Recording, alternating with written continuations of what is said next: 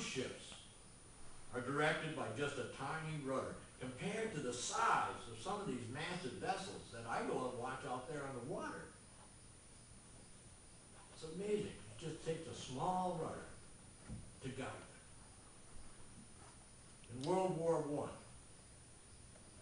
I, enemy spies would gather in pubs all around England where sailors would hang out, and these spies would just sit in the pubs and be drinking with them and having a good time, just listening for vital information on shipping traffic of any kind. It didn't matter what it was, just shipping traffic. And I'll tell you what, they heard plenty. They heard plenty. And as a result, thousands of people lost their lives in World War I in the shipping traffic. Thousands of people. It's the saying, loose lips sink ships. And that's very true. Loose lips will sink a ship.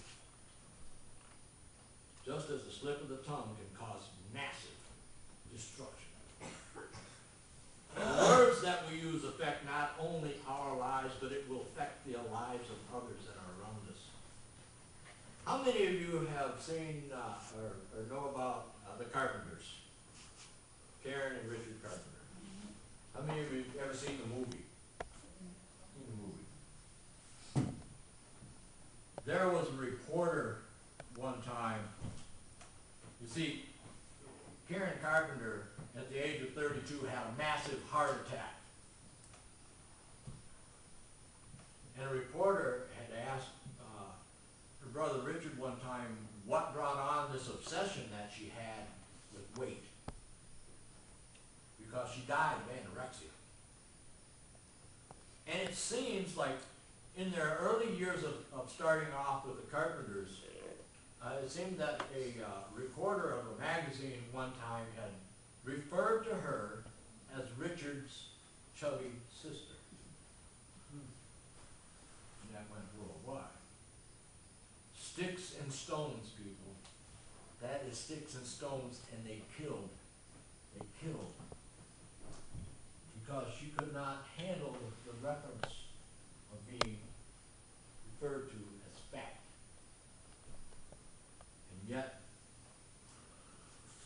that's all it took. All it took.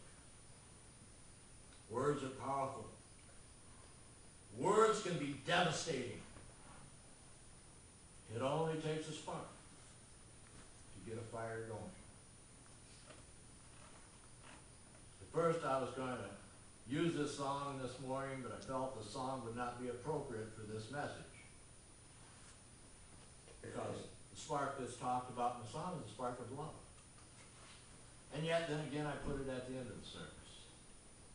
So hopefully it'll fit. But James is not talking about warming up and it's glowing. Because when we throw sparks in the church, a firestorm is going to erupt.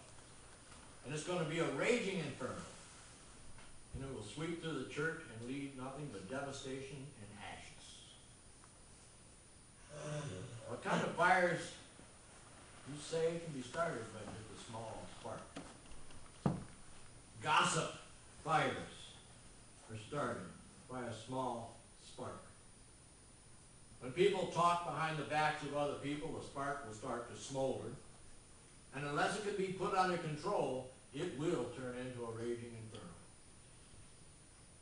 People that are being gossiped about are usually held up to ridicule, they're scorned, and most of the time it's unjustly. Most of the time it's just unjustly. It's one thing my grandfather once told me about gossipers. And he said this: they're cowards. They are cowards. Kind of harsh, but true. Because they do not face their victims. If you're going to gossip, you will not face your victim. Because that's not your intent. They stay in the shadows and they hide behind closed doors. They shoot darts from a secret location and they whisper in secret. It's no wonder James refers to them as poisonous snakes.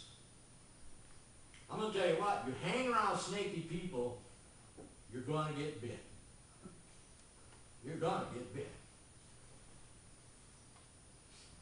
And when you're bitten by a snake, the poison that they carry is automatically transferred to you. And when you listen to gossip, their poison becomes your poison. And that's a fact. That's a fact.